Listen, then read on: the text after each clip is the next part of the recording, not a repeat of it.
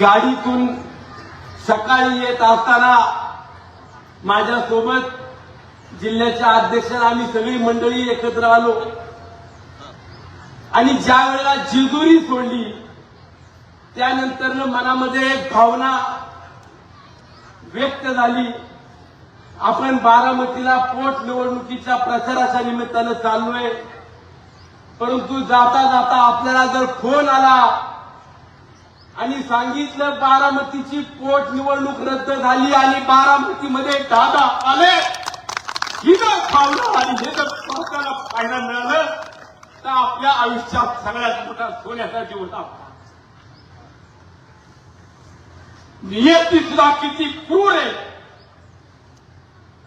की ज्या नेत्यानं हजारो कार्यकर्त्यांना घडवलं, हजारो कार्यकर्त्यांना वेगवेगळ्या पदाच्या माध्यमातून संधी दिली, आमदार केलं, खासदार केलं, मंत्री केलं, जिल्हा परिषद, पंचायत समिती, नगरसेवक केलं आणि त्या नेत्याच्या पश्चात आज आम्हाला प्रचाराला या बारामतीत यावं लागलं.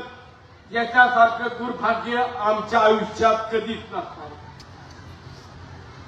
की ज्या नेत्यानं माझ्यासारख्या कार्यकर्त्याला, अडगळीत पडलेल्या कार्यकर्त्याला सुद्धा संधी दिली.